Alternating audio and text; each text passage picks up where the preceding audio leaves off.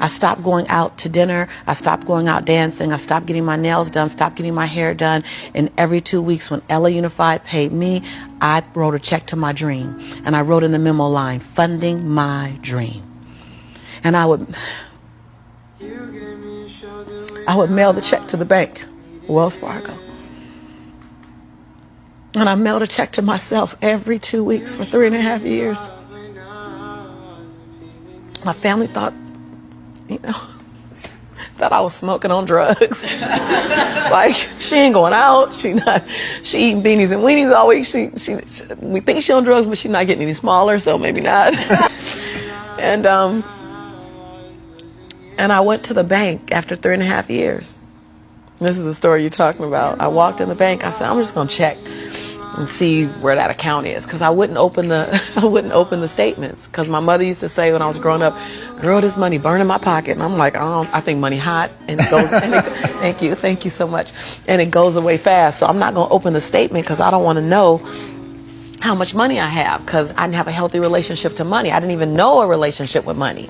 So while I'm at these trainings, they just kept saying save. So I'm like, okay, I'm gonna save. I didn't need the money that I was writing checks for, because it was the money I used on my nails and my hair. And then every check I wrote to myself, I made a challenge with myself that it had to be 5% more than the next check.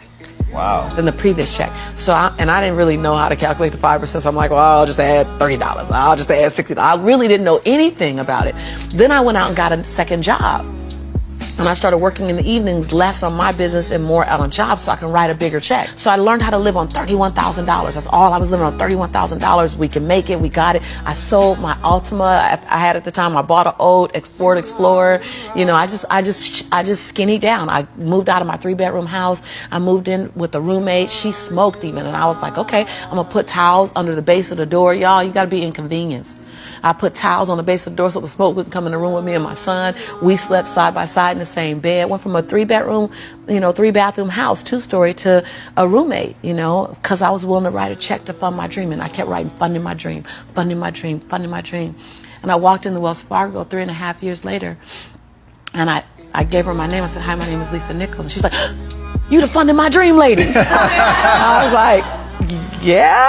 So all these tellers came running around. The manager came around, because I guess everybody had processed a check or two. Right. And they were like, we all been wondering, like, everybody wants to know, what's the dream you funded? And I was like, I don't know, but it's gonna cost some money. Think I got a little money now to fund the dream. And so I said, I just came to get my balance and to see where it is, because I haven't opened any of the statements. They were like, what? I said, no, I haven't opened any of the statements because money burns my mama's pocket, so it might burn my pocket, so I don't want to spend it. So she wrote the balance down. You know how they write the balance down, and she turned it and passed it to me, and I looked at it, and I said, no, ma'am, my name is Lisa Shante Nichols. This is my social security number. I don't even want that money because y'all gonna want it back, and I don't want to get in trouble. So can you just give me my account? Because I didn't know anyone in my family that had $5,000 in their account, $10,000 in the account. So when you write down that I have $62,500 in my account, that's not mine. And so they all teared up, like everybody started crying. They're like, no, it's yours. I looked down at my son, Jelani, who was 5 years old now, and I said, Jelani, I think life is going to change for you and mommy. My son said, Mommy, can we finally go to McDonald's now?